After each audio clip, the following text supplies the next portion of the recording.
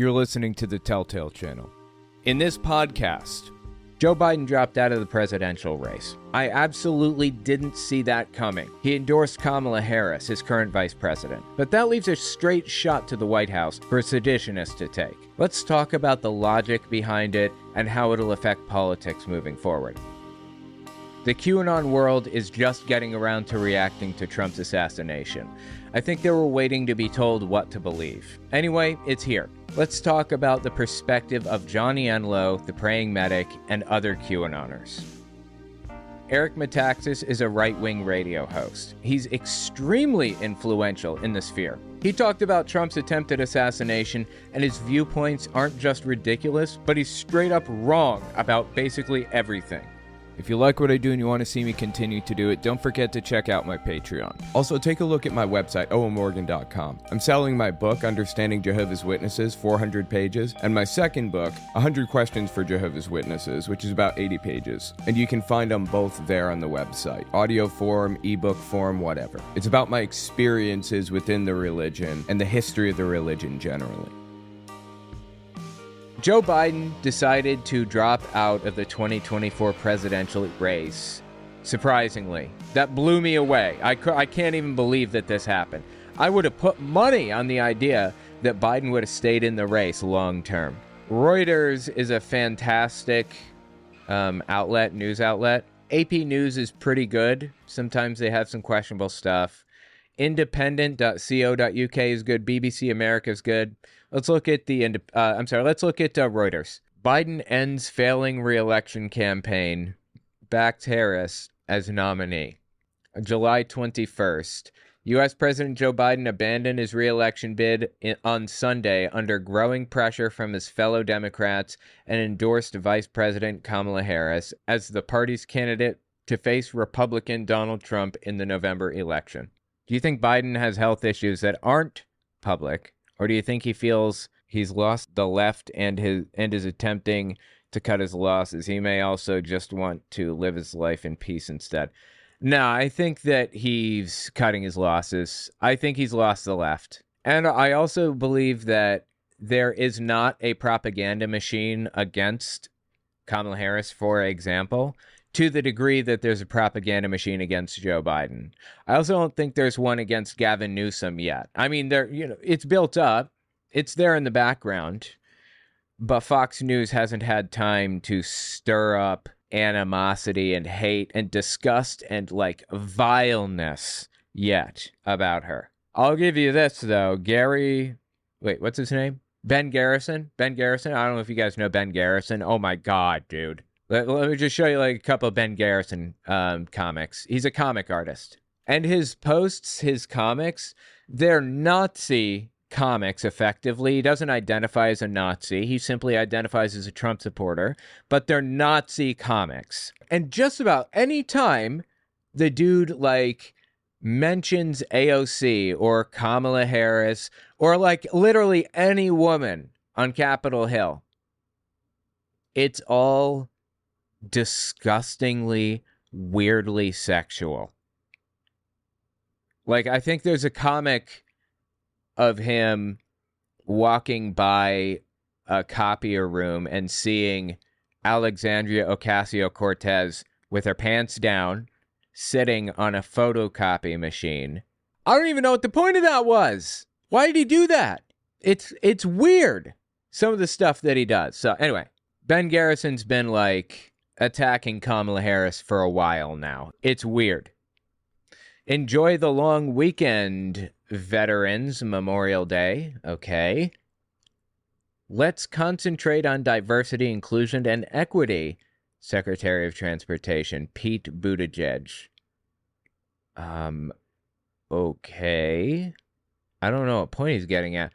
Oh, yeah, and all of the comics about Donald Trump are homoerotic. It's all about how hot and strong Donald Trump is and how much he loves him. Here, check this one out. So it's Donald Trump beating the head of somebody. I don't know what it is, like a punching bag. Look at this, Donald Trump, like a lineman, busting through everything. As if Donald Trump's played football a day in his life. Has he ever? Does he know how to ride a bicycle is my question. Here's another slam dunk. Donald Trump slam dunking into, the Democrat hoop or whatever. And he's using Ted Cruz to do it, apparently. I can't bounce back anymore. Slam dunk. God hates me. From Glenn Beck. Yeah, he's a QAnoner, and he weirdly hates certain people and loves others. But Trump is at the top of his list. I believe that this guy might take that additional step. And if he met Trump and he had the opportunity, might decide to do something homoerotic with him. I don't know how else to say it. It's weird. Anyway, I want to read an article about Biden dropping out. I'm not sure that Kamala Harris would have been the best choice, necessarily, but Biden's thinking might be she'll get at least some of the incumbent advantage to carry over to her. And she can pick a vice president of her own now. And when VPs are picked, they're always picked to shore up their weaknesses. So Donald Trump in 2016 wanted to appeal to the evangelical voters. So he picked Mike Pence. Pence was like some radio host guy who's reasonably famous, but no propaganda machine had run against him yet, and it would guarantee evangelicals would vote for Trump, basically. So that's why he picked him. Also, nobody else would be VP for him. Hillary Clinton in 2016, here's another example. Why didn't she pick Bernie Sanders as her running mate? That would have been phenomenally good, right? Her thinking was like traditional thinking of politicians past. This is like the traditional political idea of how it should work. If you pick Bernie Sanders, you'll get everything on the left and up to a point into the center. Maybe not even to the center. You'll get everyone on the left.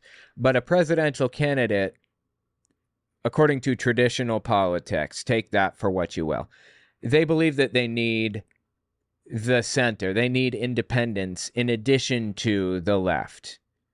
So Hillary Clinton's bank was, if I don't pick Bernie Sanders, those people will likely vote for me anyway. If I pick somebody that's more moderate and normal and hasn't had the propaganda machine run against them yet, I might get some of those like more moderate voters. So she picked Tim Kaine. Nobody had ever heard of the guy. I had no idea who he was. I think he's the governor of Virginia at the time. The reason she picked him was, once again, to shore up her weaknesses. She believed if she could carry Virginia, then she could carry the whole election. She would win. And it wasn't a bad idea, but it didn't pan out, obviously. Ohio went red. Florida went red. Pennsylvania, I think, went red in 2016 even. I don't remember now. So Kamala Harris, whoever she picks, is probably going to be the governor of a swing state. One of the swing states that's most important, probably has the most delegates, has very little to no propaganda against them or no public presence online at all, and is likely going to be a white man because Kamala Harris's weakness is she's a black woman. People don't like that about her. So she's going to try to even that out by picking a white dude. My kid is visiting friends right now, and she called and said that this friend believes that it's going to be Shapiro it's the governor of Pennsylvania, Shapiro, that's going to run with Kamala Harris as VP. Remains to be seen, but I think that's a reasonable guess, actually. Okay, let's keep reading this Reuters article here. Rehoboth Beach, Delaware, July 21st. President Biden abandoned his re-election bid on Sunday under growing pressure from his fellow Democrats and endorsed VP Kamala Harris as the party's candidate to face Republican Donald Trump in the November election. Biden, who is 81, is the oldest person to ever have occupied the Oval Office, said he would remain in the presidency until his term ended on January 20th, 2025, and would address the nation this week. Biden, who has not been seen in public since testing positive for COVID-19 last week, I totally get that, was isolating at home in Rehoboth Beach, Delaware. Okay, what a name for a beach. While it was my intention to seek re-election, I believe it's in the best interest of the party and the country for me to stand down and to focus solely on fulfilling my duties as president for the remainder of my term, Biden wrote on X. The thing that I'm worried about the most about this is every single time in history, every time the president ceded to somebody else and didn't use that incumbent advantage, they lost every single time. That's got me a little worried. The incumbent advantage cannot be overestimated for how valuable it is. I'm hoping that Kamala Harris is going to carry some of that incumbent advantage over with her, but time will tell. I'm not a political analyst, really. Like, I don't have any education in this. I just talk about politics for a living. And so I don't know. People way more knowledgeable about this subject than me have made these decisions. And I'm just hoping that they're going to pan out. I'm hoping for the best. I don't know. I don't know what's best. Do you think Biden has health issues that aren't public, or do you think he feels he's lost the left and is attempting to cut his losses? He may also just want to live in peace instead. I believe that Biden is perfectly capable of being president again. I don't believe he has so much cognitive decline that he's incapable of making choices for the country adequately and to the best visibility and safely and all that stuff. You know who runs the country? You might be surprised to find out it's not the president. The president doesn't run the country. It's all the people that the president tells to run the country. It's the aides and the White House staff and the workers and the Joint Chiefs of Staff and the generals and commanders and the everybody else under Biden. They run the country, actually. And that happened under Trump, too. Under every single president, they have always run the country in the president's stead. He's never had to run the country. The president makes decisions for the country. And honestly, they're not even that complicated decisions. He has a team of people write up a list of pros and cons for each decision. He'll give them 3 decisions. You know, do you want to take out Osama bin Laden? We know where he is. Decision A, yes, take him out. But, and send in like a whole force. But if we do that, innocent civilians are going to die, like a lot of them, including kids. Decision B, sit on it, wait, see what happens, and see if we can find an opportunity where not so many people are going to die. Or option C, send in a tactical strike force, Team Teal 6, for example, and though they do have a high rate of dying or not making it through, possibly, they're nearly guaranteed to get Osama bin Laden. So those are the 3 choices the president is presented with, for example, and they pick it, A, B, or C. Obama picked C. Joe Biden, supposedly, according to Fox News, advised B. Just wait on it and see if we can find a better opportunity when there are fewer civilians around. So I don't believe that Joe Biden's not capable of picking from A, B, or C. And you know what? Even if he were, I'm not voting for Biden. I'm voting for the judges he's going to nominate. And all of the other, the cultural values he's instilling into the country, the whole 9 yards. So that's my take on it. Trump has essentially said he wants protection money from Taiwan in an interview. I hope my countrymen finally start seeing him for the clown he is. Do they not see him as a clown? I figure by now everybody does. Dude even wears fucking makeup. Like, how do you mistake that as not a clown? You know, there have been a lot of changes lately in like the Democratic Party and just in the democracy, like in the United States, that I never saw happening. I never saw this. I would have eaten my left shoe at one point if If you told me that Biden was going to drop out and lose the incumbent advantage, but here we sit. It's like mind-blowing to me to see people completely change all of a sudden. It's the same with like the the Berlin Wall, you know? The wall that separated East Germany from West Germany back in after World War II and during the communist era. Who would have thought that the USSR would fall? Who would have thought the Berlin Wall would have come down? Who would have thought? I would have bet against that happening literally ever. You know, it feels like we're on a path right now. Sometimes it feels like we're on a path, right? We're on a path with Project 2025. We're on a path with Donald Trump, where he's like trying to turn the country into a dictatorship effectively. We're on a path. And that path is about as disturbing as it gets. But don't forget that shit can change like that.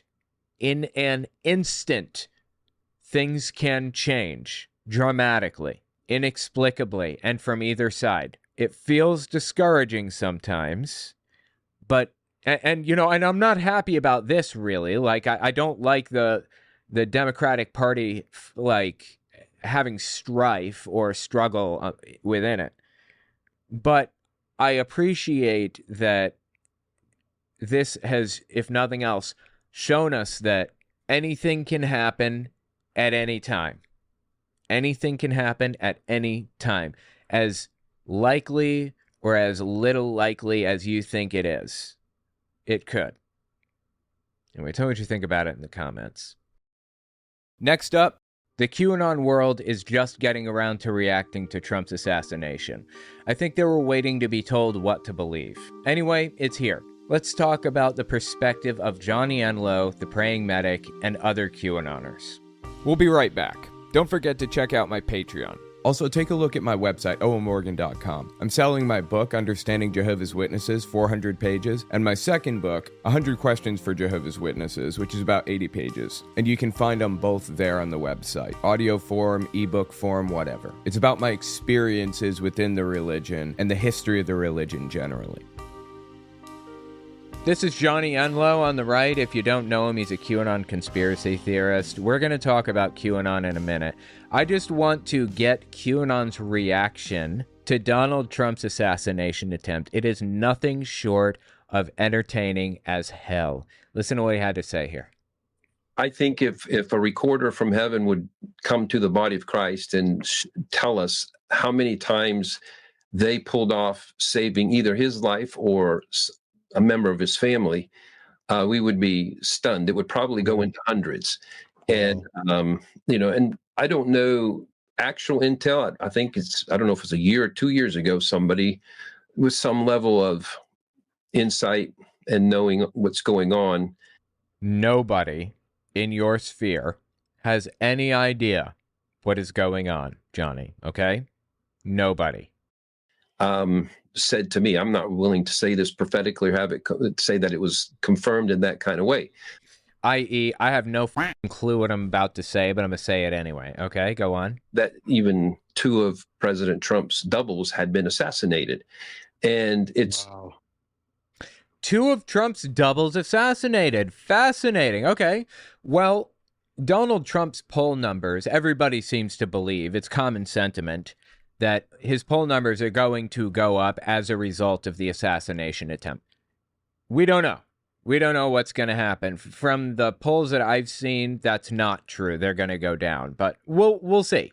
Why is it that the deep state, if you will, quote unquote, aggressive air quotes, the deep state would hide the assassination attempts if it would help Donald Trump? Why would they do that? Regarding the claim that Trump was assassinated like a billion times or whatever, I think Enlow's talking about this clip right here. On the top left is a woman named Kirsten Weldon. Both these people are QAnoners, have taken the QAnon oath, the whole 9 yards. Kirsten Weldon died of COVID after fear-mongering about it and saying, oh, it's fake and they lied to you, blah, blah, blah, blah, you know, all the stuff they do. Ann Vandersteel on the bottom She's the host of the show The Steel Truth. That's probably what this is, The Steel Truth. And she's, again, a QAnoner. She had Weldon on to talk about Donald Trump. And it's nothing short of entertaining. So listen to this. This is, once again, older, since she died of COVID, who knows how long ago. A few years. I think she died early January 2022. She died of COVID then. But just listen to what she has to say here to Ann Vanderseel. So 15th, 16th, and 17th from my military intel, he's going to be triangulated. Military intel? Wow. I don't even have military intel. Go on. He's going to be triangulated by 3 FBI agents. And on these 3 days, 15th, 16th, and 17th, one of these days, they're going to try to take him out. This is what? The 55th attempt? And they have taken out 2 of his clones. So the 55th attempt on Donald Trump's life, and whoever they is, succeeded in taking out 2? This is pretty clearly Johnny Enlow, or what Johnny Enlow is talking about, right? It's pretty obvious. Dude thinks that Kirsten Weldon is like a legitimate, valuable source of information. She has said some absolutely insane stuff that I want to talk about, but I don't know if we'll have the time. I just want to show you, like, just a little bit more of her, give you an idea of how absolutely unglued from reality she is. Just FYI, yes, there's clones out there that are his. So he would good clones, I guess. Not have survived without the clones. So FYI. And we can really tell the difference between the clones by the tie. Sometimes the yellow tie, the red tie, and the blue tie Trump. The blue tie Trump is a happy clone that's very good at golf. Okay, aren't clones like clones of each other? Wouldn't they all be equally good at golf? The yellow tie Trump is not, that smart. And well, at least they've recognized that Donald Trump isn't that smart. I think it's funny they're trying to come up with like an explanation for why, though. That's good. The real Trump usually is the red tie Trump. The real Trump is a red tie Trump. Okay. And how does she know this? She pulled it right out of her ass, as usual. Came out of nowhere. She fabricated it. God, I love this stuff to death. Like how absolutely crazy these people are. So anyway, this is Dave Hayes on the right, and this is Mary Grace on the left. And they are extremely prominent QAnoners. About as prominent as it gets. Dave Hayes is known as the praying medic. He's got millions of listeners and followers and everything across all mediums. He's written like 1 billion different books and everything else. He's decoded the QAnon, blah, you know. If you're unfamiliar with QAnon, just give you like a 30-second primer. It was started on 4chan, which is kind of like Reddit, and that regular people post things. There are no Reddit influencers really, or 4chan influencers, the same way that there are YouTuber influencers, because the communities that exist all post about things that are interesting, and they all upvote subjects that they want to read more about. So anyway, 4chan has had 1 billion people over and over and over again say, I'm somebody special, I know what I'm talking about, and I'm telling you, Hillary Clinton, for example, is going to be arrested on like June 12th, 2016 or whatever the hell. And if you find a National Guard member around your town, then ask him what his mission is and he'll tell you blah. And that's supposed to be proof that Hillary Clinton is going to be arrested. Of course, it was all made up, like literally all of it. It was just fabricated. But people believed it. They bought it. So there's a guy that kind of created QAnon, goes by Q Clearance Patriot. Q clearance in the military is the highest level of security clearance that you can get. And it's only for like the Department of Energy, for example. It's only for like nuclear secrets and stuff.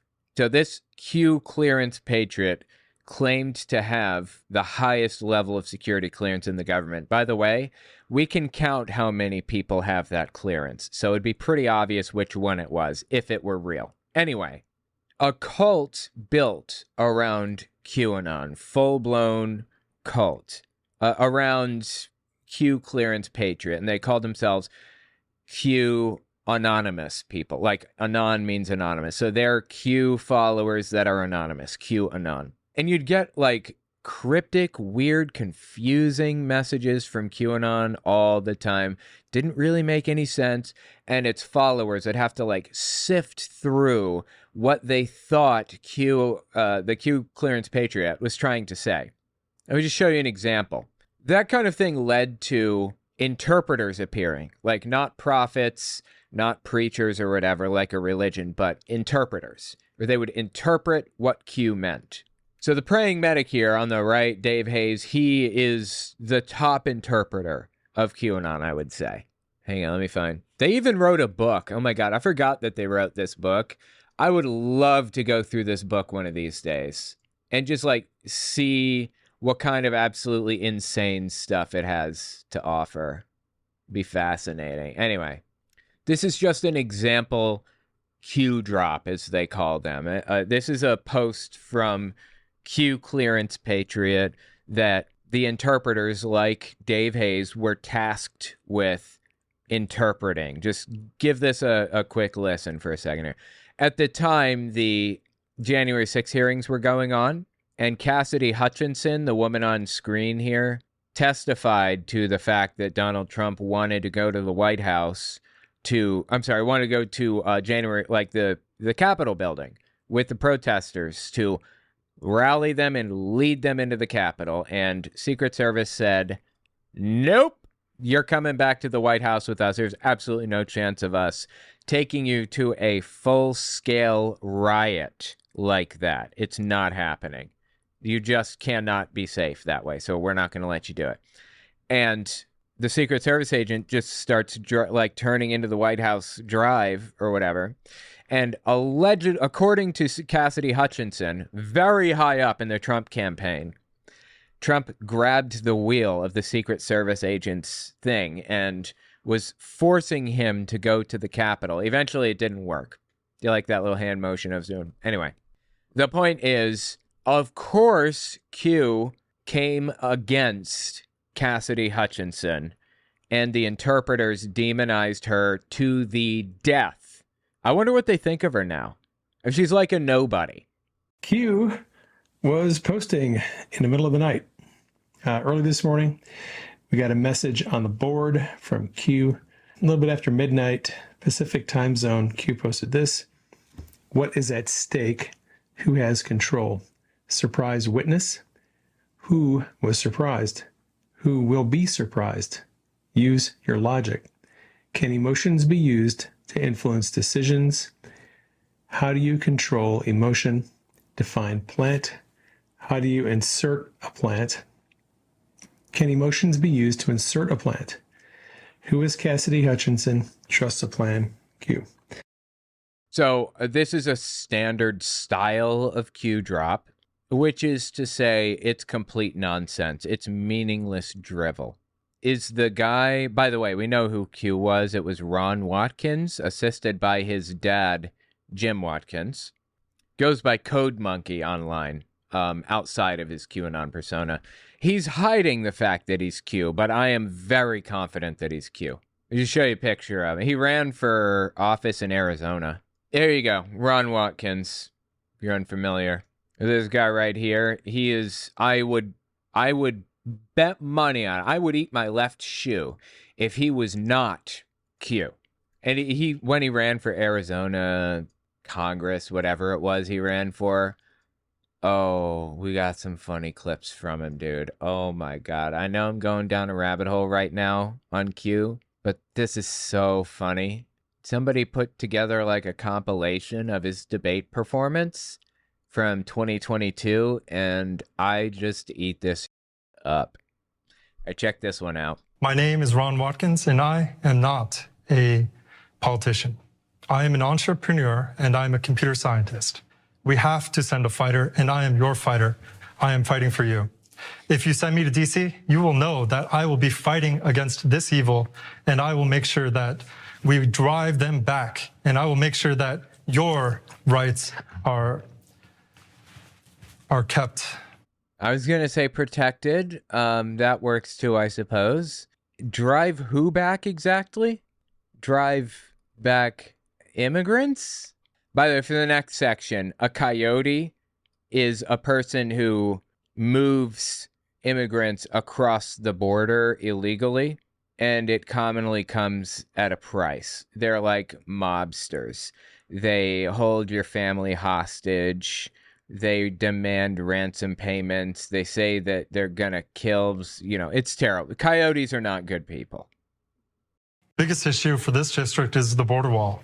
The border wall was not completed, and there are actually sections of it that were destroyed. And I went down to those sections and I asked the locals, how did this section of the border wall get destroyed? Of course, it's completely full of shit. I'm sure I don't even need to say that. And they told me that Biden sent the Army Corps of Engineers down there to destroy the border wall for flood prevention issues. So I went down there and I saw with my own eyes, I saw the coyotes sitting right across the border. The coyotes looked me in the eyes and they ran away.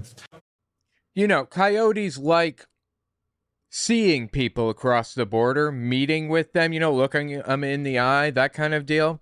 They love making themselves known as coyotes, too. I imagine he knew they were coyotes because they had a shirt that said in gigantic letters, coyote, right across the chest. Okay, go on. I want to say that we would not even be in Ukraine if President Biden did not shut down the Keystone Pipeline on the first day. What? What does Ukraine have to do with the Keystone Pipeline? Keystone Pipeline is in operation, by the way.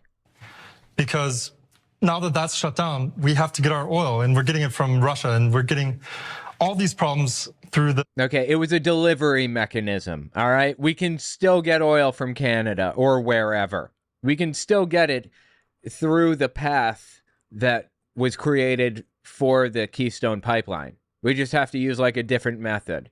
But either way, it works, okay? The Keystone Pipeline is not shut down. It was just supposed to come in like 4 stages or something. And I believe that we stopped on stage 3. I don't remember. But it is operational. All these problems through the Ukraine, and that would not have happened if Biden did not. So you see, the Ukraine, the pipeline helped prompt Russia to invade Ukraine. Just complete bullshit all the way down. Yes, sir, because we've got all of this oil coming through from Russia to the United States, and they want the... No, we don't. Better routes to bring the oil through. That's not why they went into Ukraine. They went into Ukraine because Ukraine didn't want to be part of NATO. Listen, you're trying to work on the national stage, and you don't even know why the war started in Ukraine. It had nothing to do with the Keystone Pipeline. The Keystone Pipeline caused the inflation and the increase in our gas prices. The reason why they went into Ukraine is because Russia wanted Ukraine, as they had them pre-World War II, and Ukraine wanted to be part of NATO. That's accurate, actually. Exactly correct. And he's the Republican in the race, so I'm surprised that he nailed that explanation so succinctly. This dude, Q, is just dumb as dog. That's the point I'm trying to reach here. He's just dumb as dog. He's a terrible speaker, has no clue what he's talking about, just makes it up right off the top of his head, seemingly. Anyway, that's Q. And he likes to post stuff like this. What is at stake? Who has control? Surprise witness! Who was surprised? Who will be surprised? Use your logic. Can emotions be used to influence decisions? He's completely full of shit, right? And we have QAnon interpreters coming in, interpreting the words that he says. These people are ridiculous. Anyway, I'm sorry. I'm getting off on a tangent again. Listen to the other stuff that this QAnon interpreter has to say about Trump. Absolutely. I just put this picture up because it was so meaningful to me. Him on the ground, right? Whoever. Yeah, if you're listening, audio audience, it's a picture of Donald Trump on the ground covered by Secret Service agents, basically, after the shooting. He's got blood running down his ear or whatever. Got that photo. It's amazing, the timing of it. For those of you who are just listening, this is when Trump was down on the ground. It looks like his hands are folded together in prayer. It does. You think that Donald Trump was praying? Do you think that's what was happening? Really? And somebody made a meme. It says divine intervention, make America great again. Why would Donald Trump pray for help or whatever in that moment? Shouldn't God just stop the bullet? You know what would nearly make me a believer just about? I might believe the way that they do. If the bullet hit him dead on, hit his eye, and we can see gunshot residue around his eye, and the bullet stopped, hit it like a brick wall, and fell to the ground. That would prove it. Donald Trump turning his head and then the bullet shooting his ear doesn't prove jack. I'm sorry. It's a very powerful image. It's really not. It's really not a powerful image. Rasmussen did a poll. Yeah. Rasmussen's a terrible pollster. They polled people who self-identify as Democrats. Yeah. 1/3 of Democrats said they believe that Trump staged the shooting. Now, a couple things I want to make note of on this. A, hilarious to hear lifelong conspiracy theorists downplay a conspiracy theory like this. Hilarious to see them try to get the moral high ground here. And B, Rasmussen is completely untrustworthy. Do not believe the things that come from them. You need to find a different pollster. Hell, Fox News, though it's complete nonsense, has pretty decent polling. Rasmussen is biased garbage. Anyway, look for other sources. Don't ever use Rasmussen. And the third thing I wanted to say, letter C. Unfortunately, I've seen anecdotal evidence of a lot of people claiming conspiracy theories also about Trump. It was staged and everything. I saw that so much, especially in the early days. It wasn't staged, guys. Come on. Look, here's the thing. It might have been staged. Maybe it was staged. That's possible, right? But to suggest it, or even to bring it up with no evidence, even if it is true, it's a conspiracy theory. If you claim it was staged, you're a conspiracy theorist. Remember when COVID was around and people weren't sure if it was like from a biolab or if it was from a whatever, like nobody knew? And people just came out of the woodwork saying, it is from a biolab. It was released by mankind to hurt their political enemies or whatever. And then there was that one news article that incorrectly said, we think there's a possibility that COVID might have leaked from a lab. It didn't, but there was a news article that said it. And suddenly, conspiracy theorists coming out of the woodwork saying, see, we told you, our conspiracies are coming true. Even if they were true, which they weren't, but if they were, you still would have been wrong because you didn't have sufficient reason to believe the things that you believed. You had no reason to think that COVID came from a lab. You just didn't. Now, if we find that out, great, but you were wrong either way.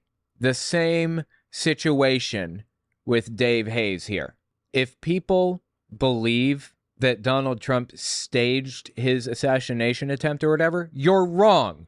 You're wrong. Plain and simple, you're wrong. Not because that could be incorrect information or that might be or whatever, but because you don't know and you are claiming to. In my mind, by definition, claiming to know something when you simply don't makes you wrong. Anyway, that's the bottom line. He is correct in the sense that there are a lot of people who seem to think it was a conspiracy theory or whatever, that Trump did it himself. I just don't have any evidence to believe that.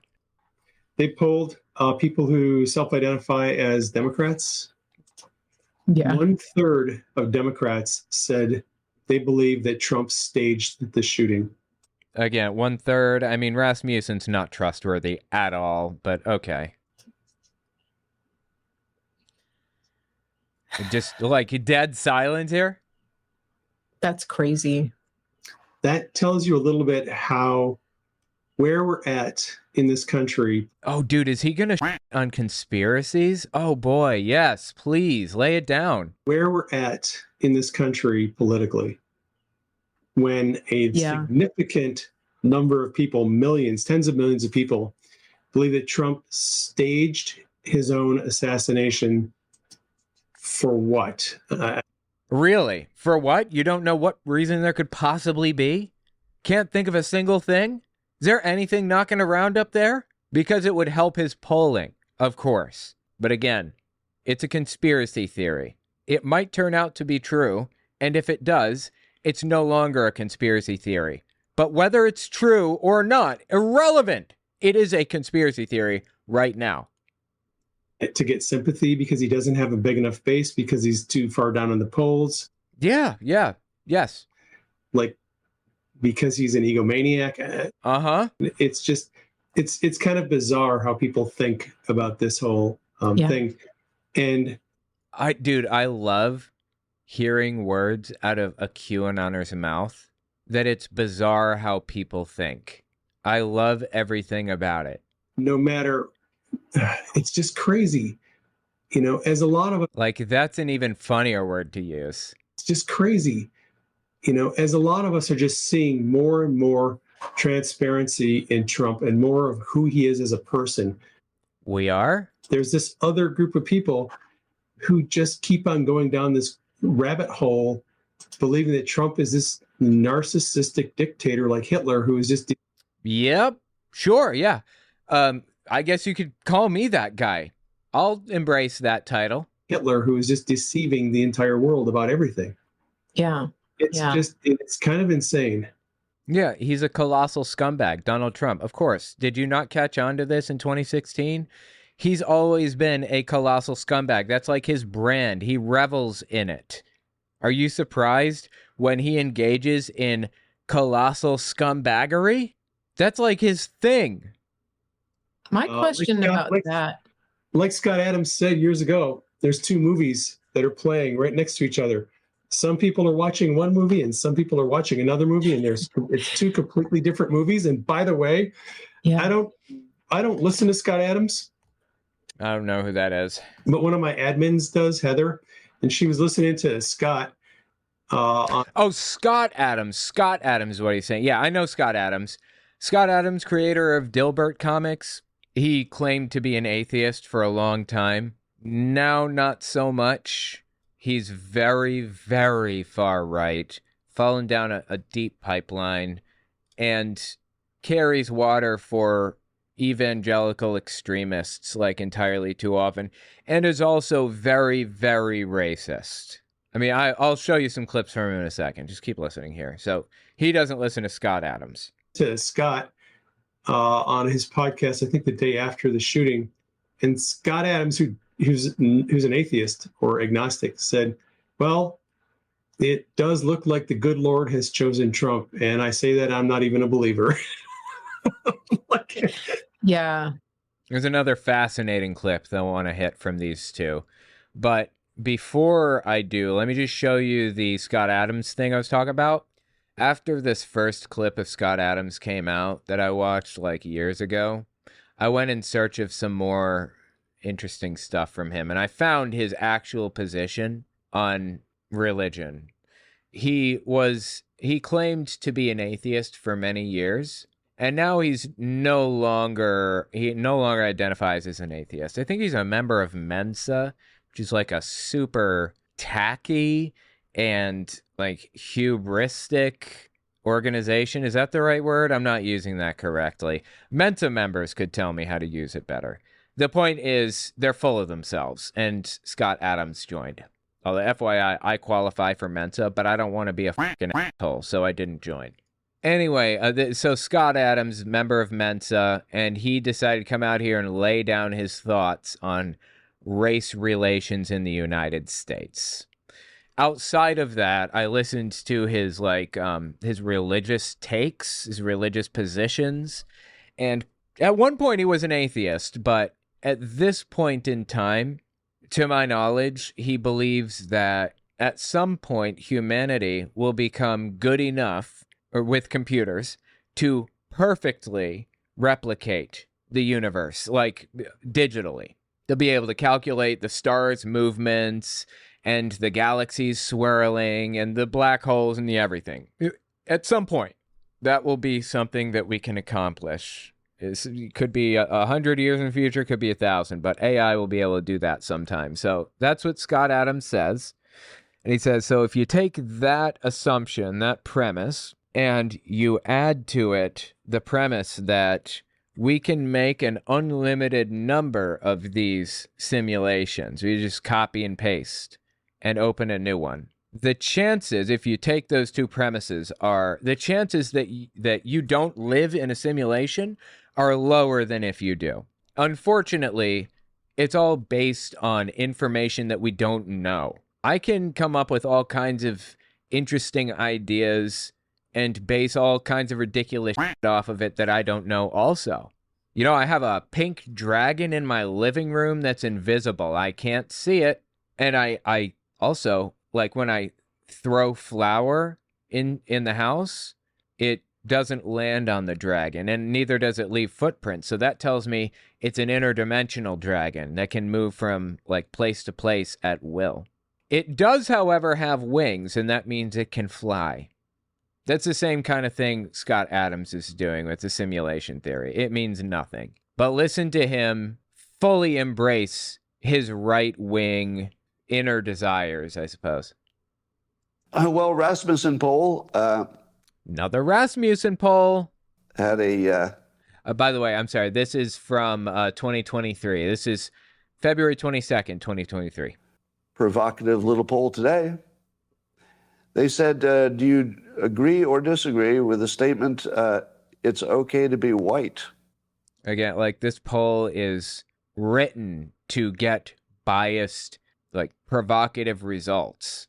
It is not intended to get to any truth value of any sort. In fact, it's not even like useful for getting real information, like at all. It's just going to make race relations worse. It's literally the only result here. To be white. That was an actual question. Rasmussen asked, white and black voters. I know, dumb as dog for them to have even asked a question like that, right? And probably others. Do you disagree or agree with the statement, it's okay to be white?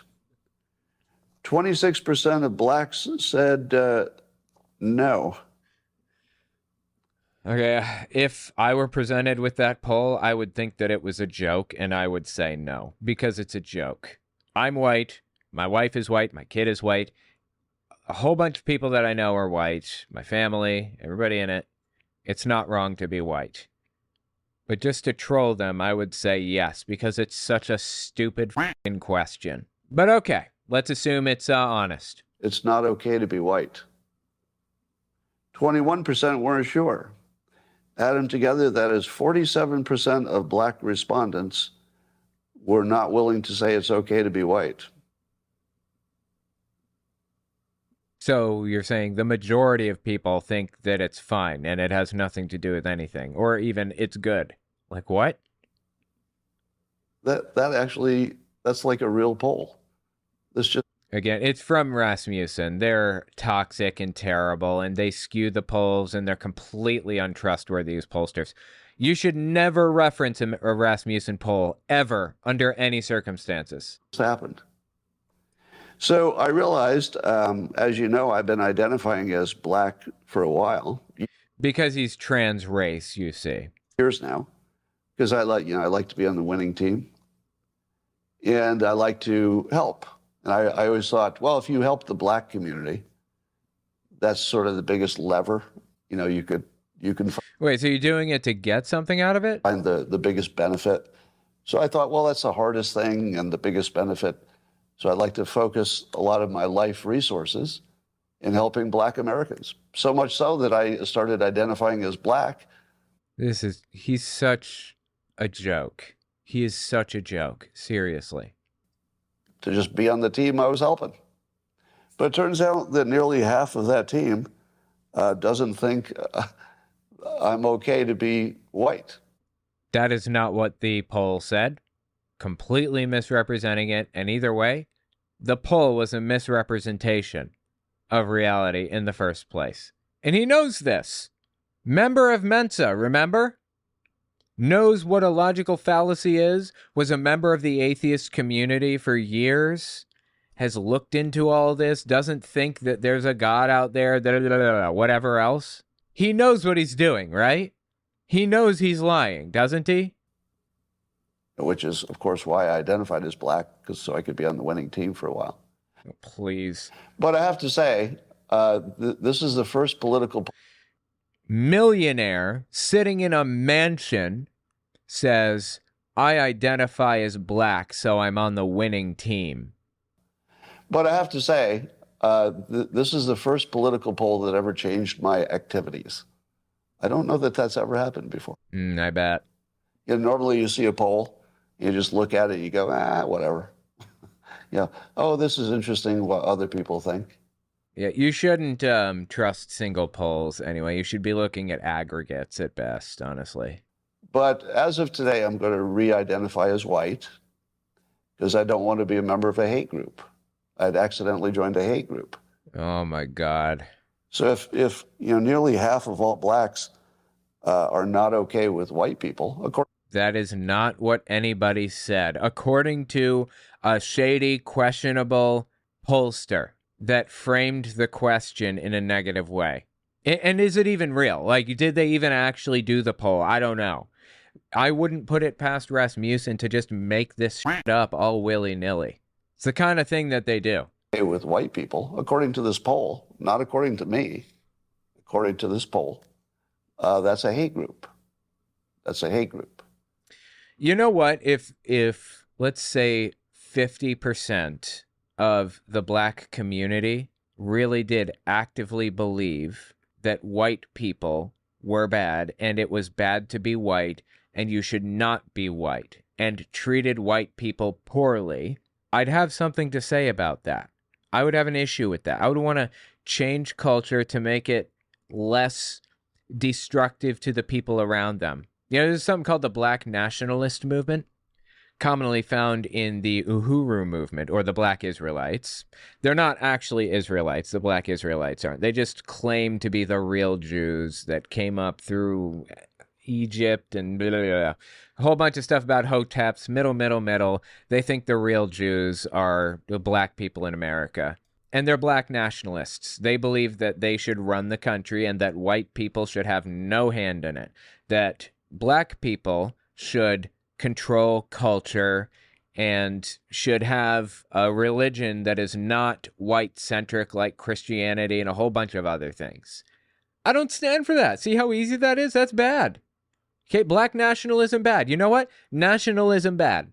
Every time I go to Times Square, I always hear black nationalists screaming about some crazy. But does he look into nuance at all? Of course he doesn't. He's Scott Adams. And I don't want to have anything to do with them. And I would say, you know, based on the current way things are going, the best advice I would give to white people is to get the hell away from black people. Oh, so self-segregate. Okay. Just get the fuck away. Wherever you have to go, just get away. Because there's no fixing this. This can't be fixed. What can't be fixed? Right, this can't be fixed. You just have to escape.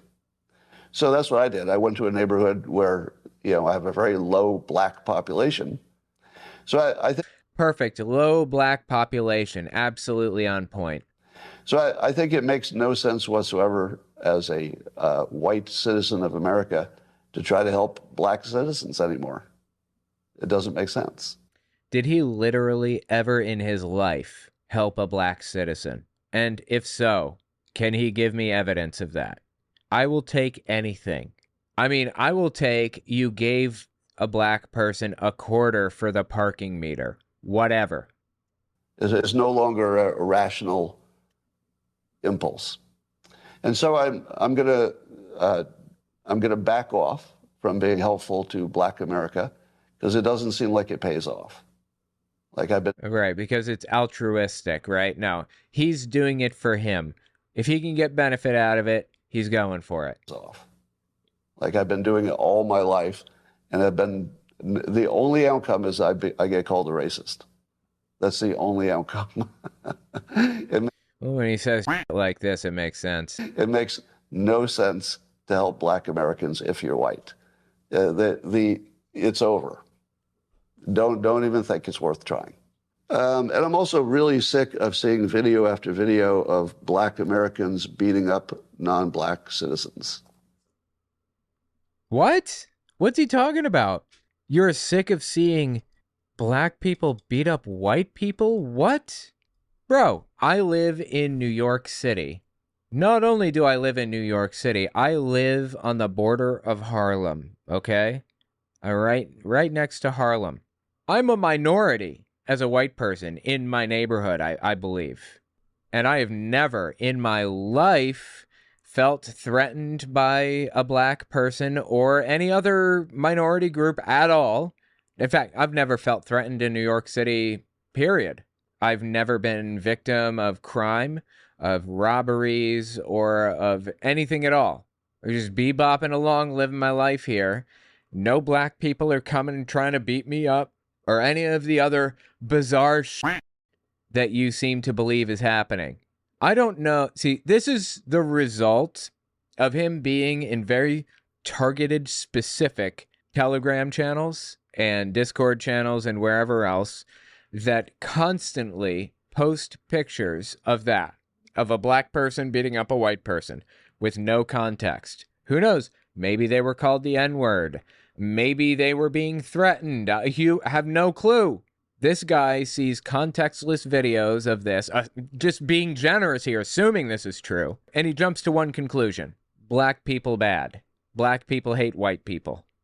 Oh yeah, and by the way, improving race relations can definitely, 100% for sure be done by self-segregating into different communities so that you go to different schools, you live in different neighborhoods, you know, you have different jobs, that kind of, yeah. That helps race relations every single time, every time.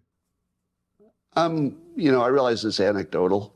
You do, really? You realize that? Mr. Mensa, Mr. Atheist, you realize it's anecdotal? And it doesn't give me a full picture of what's happening. Huh. How about that? But every day I look on social media and there's some Black person beating the shit out of some white person.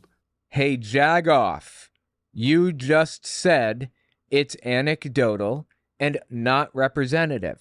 And do you even know the context behind what you're seeing, if you're even seeing it? Of course he doesn't. He's completely full of shit.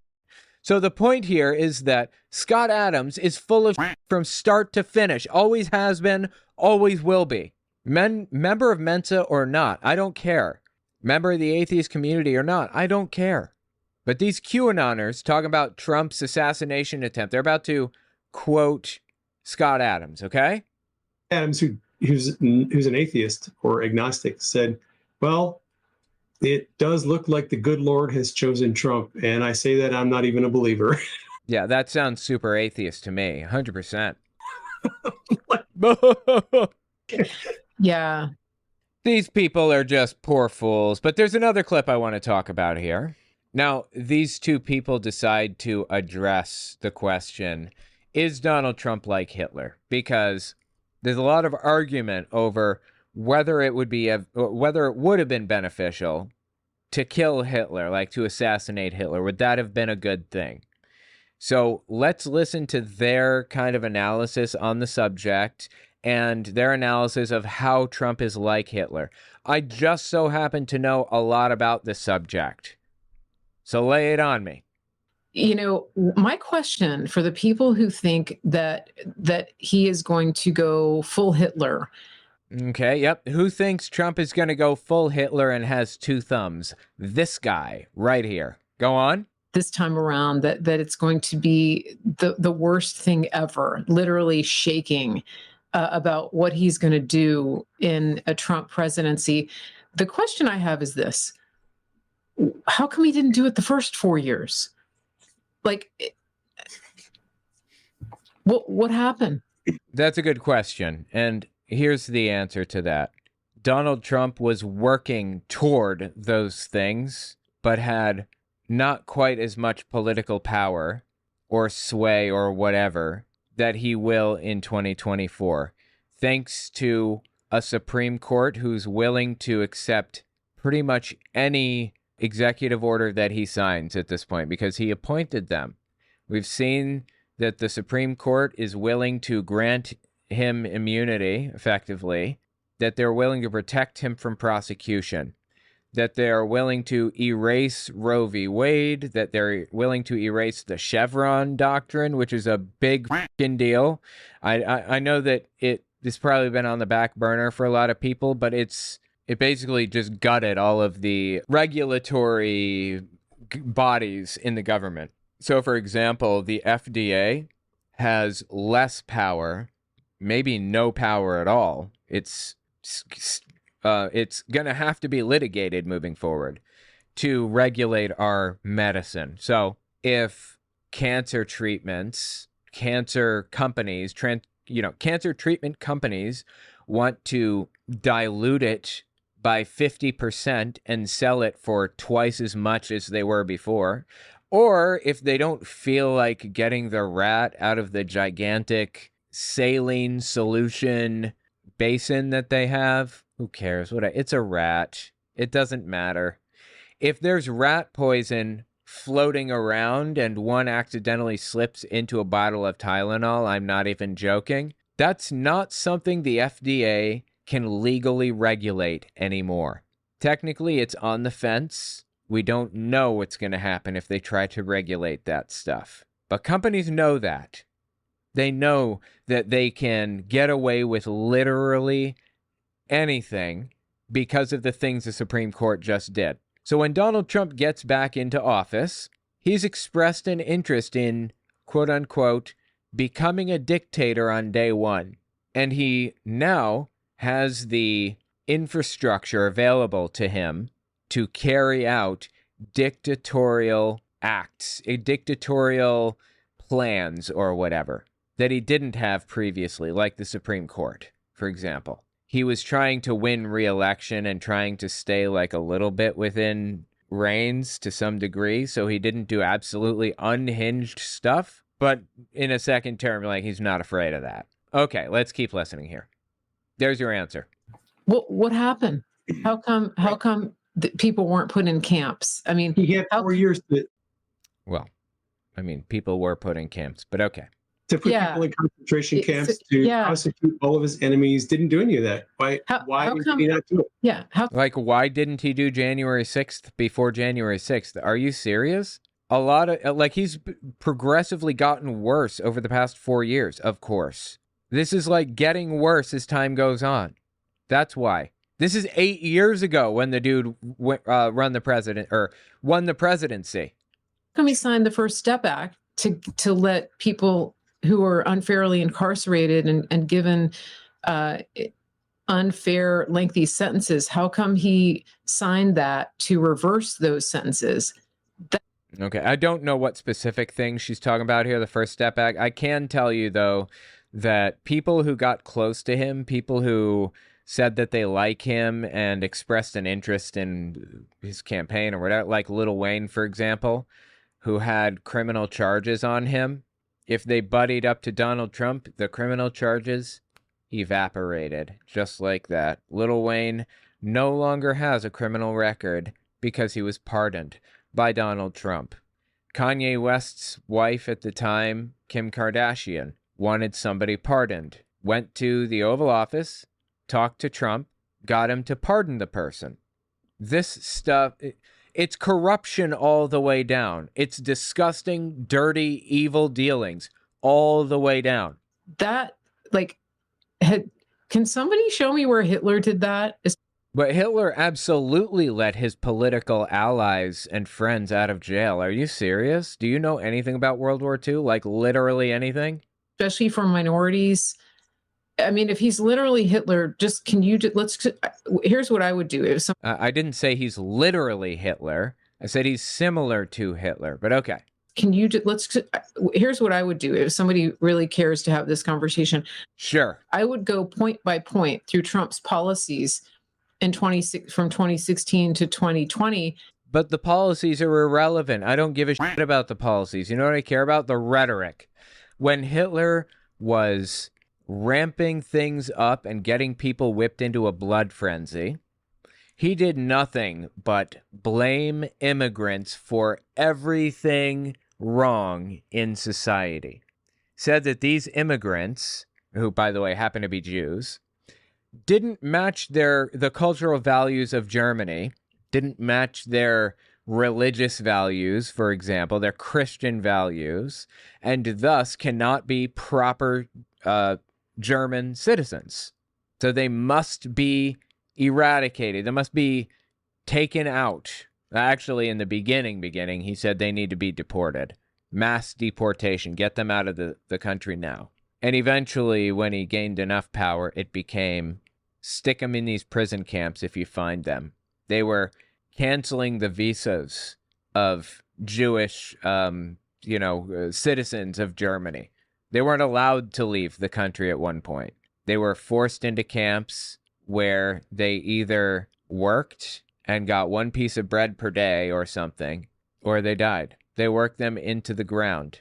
They get them off the boxcars. They stand them all up in a row. Somebody goes down the line, picks out certain people, says, you go to the left, you go to the right. You go to the left, you go to the right. If you went to the left, it was to the work camp. If it was to the right, it was to the incinerator. And while the workers were in there doing whatever it is they do, sewing clothing for the military, some military-related thing probably. While they were doing that, or working in mines or whatever, ash from their friends, their family, their mom, their dad, their uncles, their sister, their everything rained down on them all day. Ash rained from the sky as a constant reminder that if you don't do exactly what we say, there are consequences. Some people gave out. They couldn't do it. It was too much. They collapsed. They pass out, and they never wake up again, because the next time they would have woken up would be in a gas chamber and then brought to the incinerators. That's the kind of that happened in Germany in the 30s. To immigrants. It was about immigrants. It wasn't fully about Jews. It was about immigrants who were Jews in their mind. Anyway, keep listening here.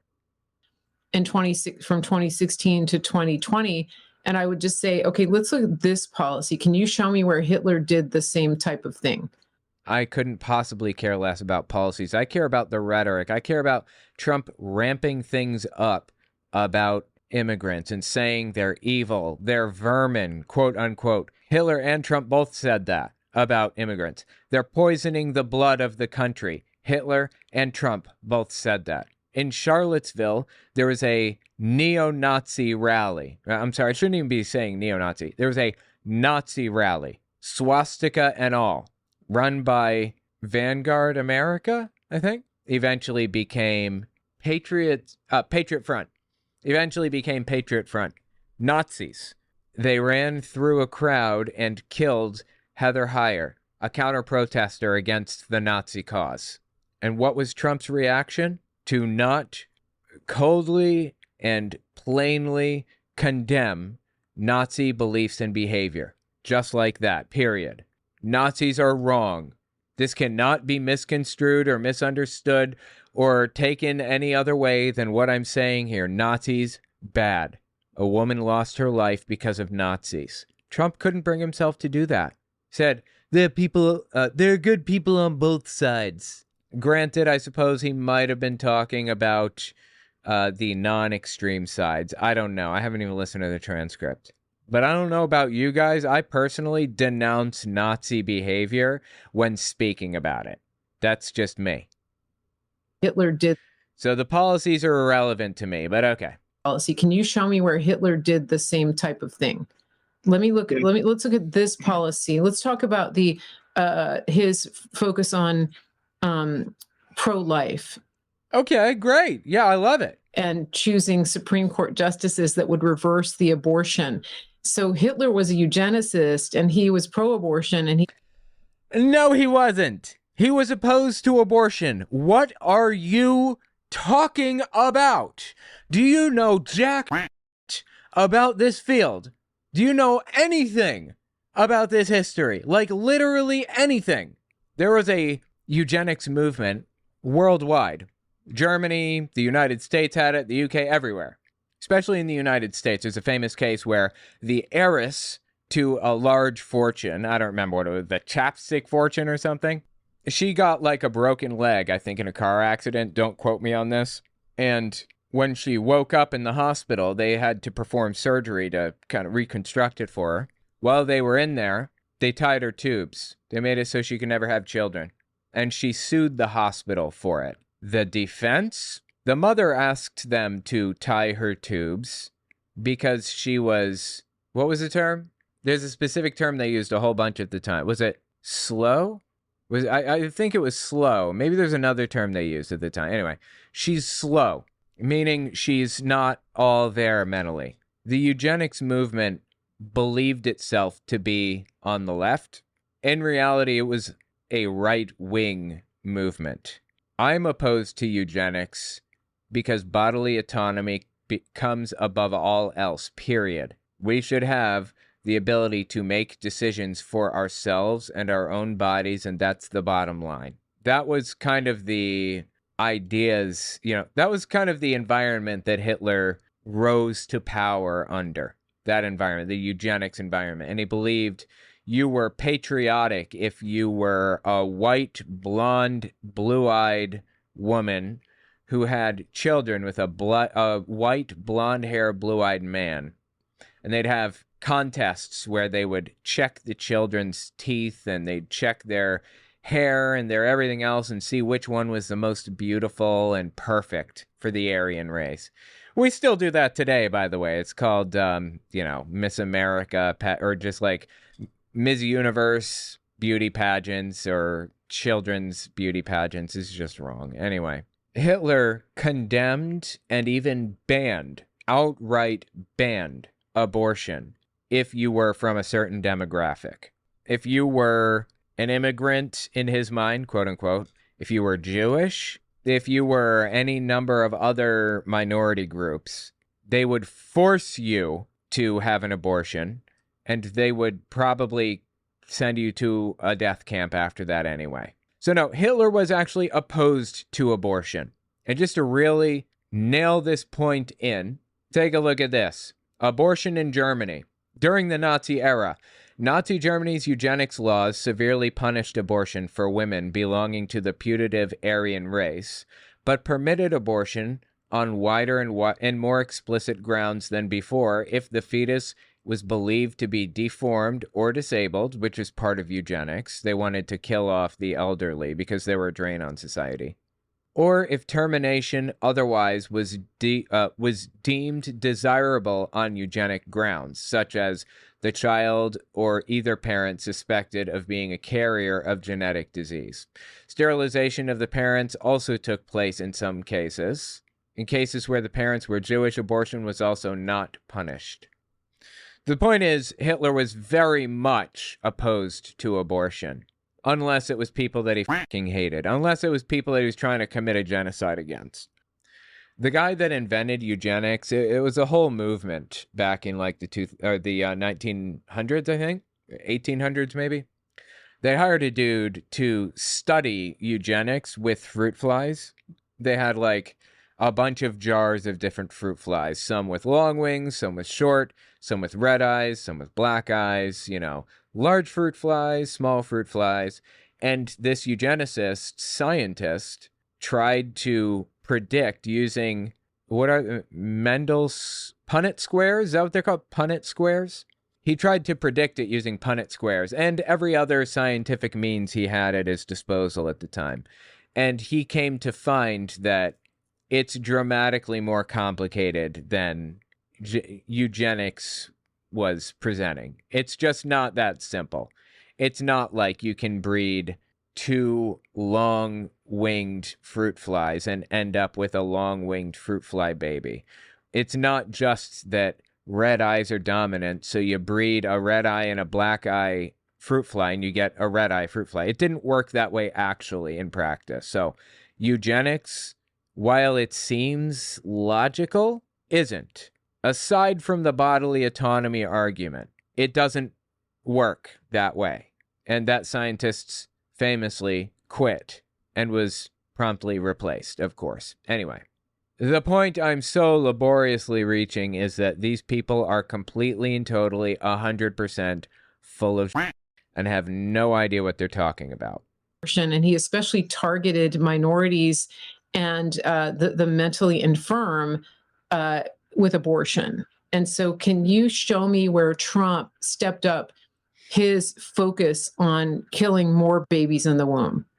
Because if he's Hitler, then let's do a side-by-side comparison on Trump's policies and show me where he's literally Hitler. Well, okay, that seems to be the end of the video, basically. But again, my problem isn't with the policies. My problem is with the rhetoric, the extremism, the hate, the vitriol, the violence, calling people vermin, calling them, mentally diseased, poison to the blood of the country, quote unquote. I mean, I have a billion examples of this. This video is already getting really long, so let me just give like one example. Hitler famously said, Jews are living like vermin in our country. That's like one of his most famous statements, one of the most famous words that he used to describe Jews. You have to dehumanize the group that you intend to genocide, and that's how you do it. Okay, so listen for the word vermin here. In honor of our great veterans on Veterans Day, pledge to you. Oh, I'm sorry, one more thing. It's not lost on me that the Chiron on the bottom here says, Trump continues to joke about the assault of Paul Pelosi, and all this moral outrage about, Trump assassination jokes is completely out of control. We'll get there, though. Pledge to you that we will root out the communists, Marxists, fascists, and the radical left thugs that live like vermin within the confines of our country, that lie and steal and cheat on elections. Any of that sound familiar? The threat from outside forces is far less sinister, dangerous, and grave than the threat from within. So, anyway, that's just one example. I have like a billion. He quotes Hitler regularly and pretends that it's not a quote, pretends it's just coming out of his mouth and his brain. And you know what? If it is coming out of his mouth and brain and he's not actually quoting Hitler, that's even more disturbing. Next up, Eric Metaxas is a right-wing radio host. He's extremely influential in the sphere. He talked about Trump's attempted assassination, and his viewpoints aren't just ridiculous, but he's straight up wrong about basically everything. We'll be right back. Don't forget to check out my Patreon. Also, take a look at my website, owenmorgan.com. I'm selling my book, Understanding Jehovah's Witnesses, 400 pages, and my second book, 100 Questions for Jehovah's Witnesses, which is about 80 pages. And you can find them both there on the website. Audio form, ebook form, whatever. It's about my experiences within the religion and the history of the religion generally. This guy right here is named Eric Metaxas. He's the leader of a famous radio show. He has been for like a really long time. And he's extremely influential in like the political sphere. He's a pastor, and he's a representative of the evangelical voting bloc for all intents and purposes. So what this guy says affects whether Donald Trump will win the election. So I want to listen to what he had to say after Trump's assassination attempt. I'm wondering, like, is he going to blame the left? Is he going to blame the right for rising the temperature? Is he going to thank God? What's he going to do? Or is it all of the above? Well, let's watch this clip and find out. This is immediately after the assassination attempt, basically mid-July 2024. I was yesterday most astonished to hear people like George Stephanopoulos and others blaming this on the heated political tensions caused by conservatives. Right. Okay. So it's Democrats' fault that the heated political discourse is to the degree that it is right now, right? Let me tell you something about how like political discourse works, or how discourse works in general, right? There's an escalation type of thing that happens. So when somebody says something kind of messed up about somebody, like, wow, you're a scumbag, the next person wants to kick it up a notch, as Emerald would say. They want to make it more extreme and egregious, and they want to win. They want to make it more bad against them. And when the next person hears it, they want to make it even worse against that person. It's an escalation feedback loop. And it's important to step outside that feedback loop and not feed into it. And there are some baseline rules that as a society we should all agree to, okay? You want to criticize me, for example, for things that I've said? Great. I don't do content ID claims. I don't do copyright strikes. I've never done any of that stuff, and I never will. Unless somebody's just like copying the video wholesale and there's like no commentary or whatever. But you're free to do that. But when it crosses into violence, when you're wishing death upon me, when you are wishing death upon your political opponents or saying they're, they're agents of the devil, that they're controlled by demons and things like that, that is raising the temperature. That's escalating it to a point beyond where a democracy should be. You shouldn't, look, you have political disagreements with people, then debate tax policy, then debate free speech policy, debate gun policy. Don't call them an animal. Don't say that they're worthless and you hope they die and that, the shooter should have had better aim or some other thing like that. You shouldn't say those things. I don't want the United States to be a democracy in which those things are acceptable forms of public discourse, right? So what this guy here is claiming, Eric Metaxas, is that people to the left of, say, hunting the homeless for sport, if you don't think that hunting the homeless for sport is a good thing, you'd rather not do that, and you don't want to push for laws for it, then you are to the left of where Eric Metaxas is on a lot of this stuff. If you're to the left of hunting the homeless for sport, you're to blame for the temperature rising in the country, for this escalation feedback loop, for the thing that led to an assassination attempt. Now, regarding the assassination attempt itself, I don't think we have much to learn from it. As a 20-year-old kid, he seemed to be very conservative. He was a loner. He tried to join a rifle group, I guess, or a rifle club, something or other in high school. They wouldn't have him because he wasn't a good enough shot or something. I don't know.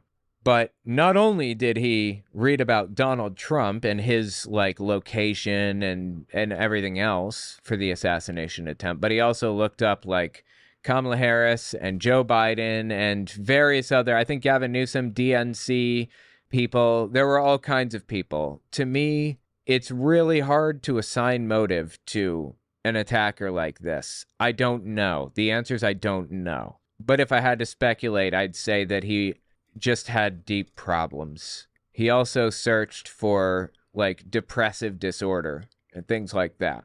It's very possible this is just a way of checking out by police's hands. So anyway, the point is we can't really glean anything from this attacker outside of the fact that political discourse has heated up to the degree that now people are taking guns and attacking people with them. Even the previous president of the U.S. Oh, and not for nothing, one more unrelated subject. Do you remember what they did when those kids were shot in Uvalde, Texas? Tons of kids attacked, people grabbing them from the windows and pulling them down out of the window to safety and stuff. Police officers standing around for hours at a time while a shooter took out more and more and more. Remember that? Remember what happened on the floor of Congress when that happened? They passed out AR-15 pins to anybody who wanted them. What's happening now that Donald Trump has been shot? They're passing out ear bandages in solidarity. Ear bandages. Anyway, let's talk about the the pitch, the temperature in the United States right now, and who is really to blame. By the way, this guy claims to be like some World War II, connoisseur? Is that the right word? So, like an expert or whatever. He's completely full of it. I have read so much, it's ridiculous just to disprove the nonsense that comes out of his mouth. So let's listen a little bit more, and we should have an opportunity to debunk some of the nonsense. Most despicable gaslighting. I commented on the Salem News Channel yesterday. It's absolutely unbelievable that they have created this division, and when it results in somebody, the left created division, which caused a Republican to take a shot at Donald Trump. Okay, firing bullets at the head of the president, at President Trump, they tried to blame it. George Stephanopoulos, said some things. He said that Republicans were to blame for the temperature, the pitch in the United States? Yes, absolutely. Discourse is Republicans' fault right now. You might be able to find like the odd comment here or there from some random people that are weird and questionable and might endorse violence a little bit, I guess. I have a clip collection of, oh my God, I want to know how many I have now. Hold on, let me find out. See if I can find out. How many clips do I have? Count files recursively. I have 7,447 clips in my clip collection. owenmorgan.com/clips if you want access. Not selling you anything. They're 100% free. And I would say like a pretty good portion of those are Republicans finding ways to demonize Democrats to a disturbing degree. So in a second, we're going to just play a few of them. I mean, is there nothing they won't do or say? Here's his co-host responding. These are not human beings that we're dealing with. These are narcissistic, self-motivated, power-grabbing and power-hungry individuals. Okay, this "they're not human beings" thing, that's what we're talking about. At no point in my life ever have I said, "You are not a human being," to anybody. My dad was a truly messed up motherfucker, okay? Truly messed up. And I never said he wasn't a human being. I said he was a dirty human being. I said he was a terrible human being. And even that, that has to be a pretty intense situation for me to even say that. But I never said he wasn't a human being. This kind of rhetoric right here is what we're talking about. Motivated, power-grabbing and power-hungry individuals that need to stay in power by any means necessary. And they've been exposed. And now they don't know how to deal with it. Fascinatingly, they continued to blame the left for this instead of pointing the mirror the other direction. That the left has been utterly unhinged for years now. It's been it's roughly 8 years that they have been unbridled in their viciousness and in many cases pure lies. Okay, fascinating. Well, put a pin in that, and we'll come back to it in just a second after we listen to some of your unbridled, pure lies that the media hasn't bothered to correct over and over and over and over. And they've ginned things up to this point. Okay, that was the end of the clip. All right. Let me lay this on you, this proposition. I argue what he just said is completely fictitious. I don't want to turn this into a whataboutism type of deal. I don't want to say, well, what about what you said or whatever. I argue the left is not doing that. I argue that you can find like 3 examples maybe of the left saying something that could kind of be interpreted as violent in the right contexts, I suppose. Or if you strip all context away, I guess you can find that. The right does it non-stop. So in response to the left and everyone else saying you need to cool the temperature, stop talking about killing your political opponents, stop talking about how they're demonic and agents of Satan and they deserve to die and all of that other stuff. In response to that, the right, specifically Madison Cawthorn, ex-Congress member, released this propaganda film. which I'm sure I don't need to say it, but I'm going to anyway. All context been stripped out of it. So you're just hearing like words crammed next to each other that didn't necessarily go next to each other originally. I said, no. I said, if we were in high school, I'd take him behind the gym and beat the hell out of him. I will go and take Trump out tonight. Too many. Yeah, that's all removing context. I'm sure you can already tell. Too many see the protests as the problem. Please, show me where it says that protests are supposed to be polite and peaceful. Go. Yeah, so this one, it's actually pretty undeniable that Chris Cuomo said that protests don't need to be peaceful necessarily. I completely disagree. See how easy it is? I just denounced his bad behavior. Boom, and I'm done. I have washed my sins away by saying I denounce that. Protests should be peaceful. And besides all that, Chris Cuomo is not on the left at all. Especially recently. He's been going down this anti-vax RFK Jr. rabbit hole that's just weird to watch and sad. He's turning into a right-winger in front of our eyes, but that's neither here nor there. Let's keep listening to this propaganda film. This is Cory Booker. Go to the Hill today. Get up in the face of some Congress people. And if you see anybody from that cabinet in a restaurant, you get out and you create a crowd. And you push back on them. And you tell them they're not welcome. Oh, okay. Those last two things were not calling for violence. They were just saying make your opinion known to people around you. What? How is that violence? Like, that's not endorsing violence at all. Running away from Donald Trump, I think you need to go back and punch him in the face. They go low. There needs to.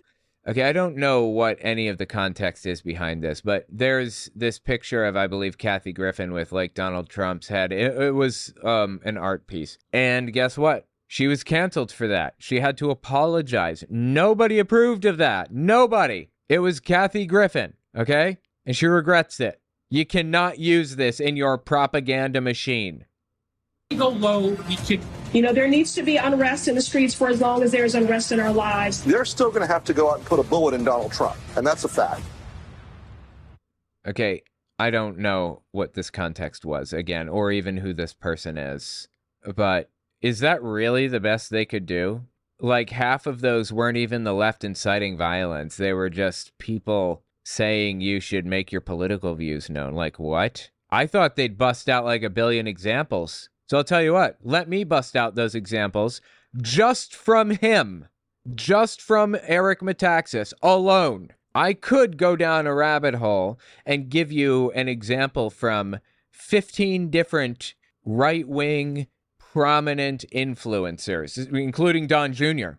In fact, we'll talk about that one in a minute. But let's just listen to Eric Metaxas for the moment.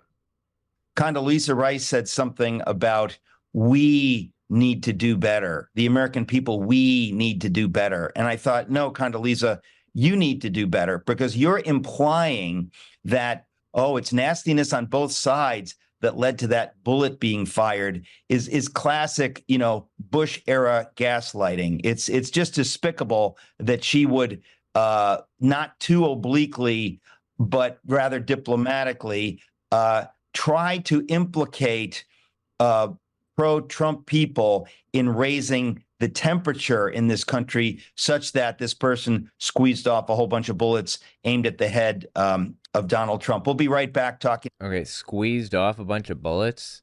That's a weird way to say it. I guess you could have said pinched off a bunch of bullets. It would have been just as accurate, I suppose. Anyway, so the guy is saying the right is not raising the temperature. The right is not amping up rhetoric, making it more extreme, calling for violence against people. It's the left that's doing that.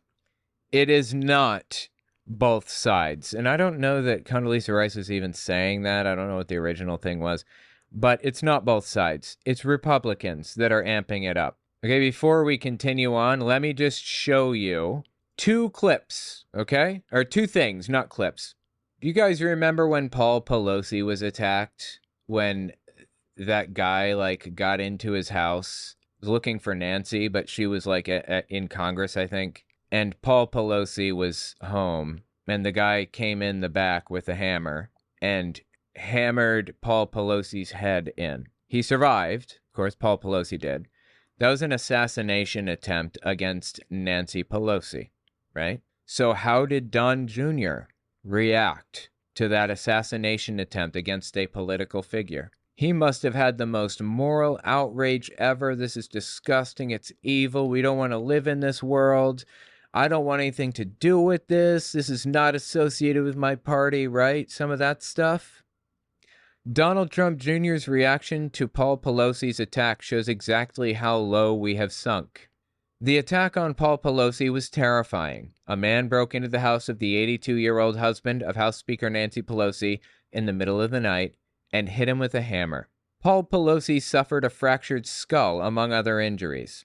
The intruder shouted, "Where's Nancy?" Don Jr. appears to think it's funny. Doesn't think it's funny when his dad is attacked. Thinks it's funny when Paul Pelosi is attacked, when there's another political assassination attempt on your political rival. Last Sunday night, Trump Jr. shared an image on social media of a hammer and a pair of underwear, because Paul Pelosi was in underwears at night, and the guy with the hammer just showed up in the middle of the night. Showed a picture of the two things with the words, "Got my Paul Pelosi Halloween costume ready." He wrote, "The internet remains undefeated." That sounds like making fun of somebody's death or somebody's assassination attempt to me. Don Jr. has no place, no right to complain about others laughing at his dad's expense. Now, personally, I'm morally consistent. I don't want to live in a world where assassination is the answer to our problems. So I don't want assassination attempts on Donald Trump or on Paul Pelosi or anybody else, simply on moral grounds. And if that one doesn't grab you, then how about this one? Even if Donald Trump were taken out, he'd be viewed as a martyr to the cause, and all of the MAGA extremists would flock to a new candidate, and it would get even worse, almost certainly. We need to deal with the root issue, not with the person. I mean, yeah, we need to deal with the person, obviously. Like, it's not good for him to be doing that shit, but we shouldn't do it with violence, and we need to convert people, like, change their minds person to person to person. One at a time is how we do it. You know, in Nazi Germany, there's a denazification movement in the 40s. After Hitler lost, Germany was split into two parts: East Germany, West Germany. East Germany is owned by the USSR. West Germany is owned by the United States, basically. It was separated by the Berlin Wall. Both sides had different techniques for denazification. On our side, on the west side of the wall, our attempt at denazification was to ban Nazi flags and symbolism. Yeah, we gave up freedom of speech and any other of those things in the denazification attempt. That's just part of the process. Banned symbolism from Nazis, put the highest ranking Nazis on trial, and posted pictures all over everything. Every telephone pole, every post office, everything had these posters that said, "You did this. You are responsible." Because they didn't want German citizens to get away with blaming others for what happened. They are responsible, was the point. And en masse, they had large groups of people sit down and watch movies of the bodies being shoveled into graves by large equipment, just shoveled into holes in the ground. They were forced to watch death camp laborers, thin as a bone, like thin as a pencil, hadn't eaten in who knows how long, certainly hadn't eaten enough in months maybe, wandering around, barely smiling for a camera. They had to sit there and watch that and recognize, you did this. You made this possible. The point is, I don't think that we're going to be able to do a denazification process the way that Germany did, because it violates too many human rights. We won't be able to until the United States government is torn down, which might be, I mean, it might be on the horizon. Who knows? But since we're talking about Paul Pelosi and Nancy Pelosi, this right here, David DePape, is the guy that attacked him, Paul Pelosi. He decided to call in to like a radio show to give his thoughts on things. Listen to what DePape had to say. This is the world that we live in, and the world that Don Jr. is laughing at, thinks is hilarious. Unless it's his dad, of course.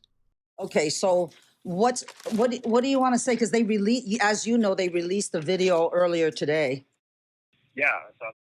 By the way, this came out in January 27th, 2023. Earlier today. Yeah, I saw that. Yes. What did you want? Thank you for calling me. What did you want? What did you want to tell me? Now that y'all have seen the body cam footage, I have an important message for everyone in America. If you're having a hard time understanding for the audio audience, it says, now that you've all seen the body cam footage, I have an important message for everyone in America. You're welcome. Freedom of liberty isn't dying. It's being killed systematically and deliberately. You're welcome. The Tree of Liberty isn't dying. It's being killed systematically and deliberately. The people killing it have names and addresses. So I got their names and addresses so I could pay them a little visit. Have a heart-to-heart chat about their bad behavior. The Tree of Liberty needs watering. We need men of valor, patriots willing to put their own lives on the line and stand in opposition to tyranny. I would also like to apologize. I want to apologize to everyone. I messed up. What I did was really bad. I'm so sorry I didn't get more of them. It's my own fault. No one else is to blame. I should have come better prepared. I spent all my time exposing government corruption online, only to have them silence my freedom of speech as quickly as they could. Only to have them silence his freedom of speech as quickly as they could. So he said he spent all his time exposing government corruption online, but was silenced. This is insane. It circumvented the Constitution and private industry. It circumvented the Constitution, private industry. When the ruling class outsources their repression of your civil rights to the private industry, it's called fascism. I'm sorry, it's hard to understand. So for the audio audience, I'm going to read some of these. The ruling class, when it outsources the recession of civil rights to private industry, it's called fascism. Okay, I don't even know what that means, but no, it doesn't. We have a different definition for fascism. What the hell is he talking about? Rights to the private industry, it's called fascism.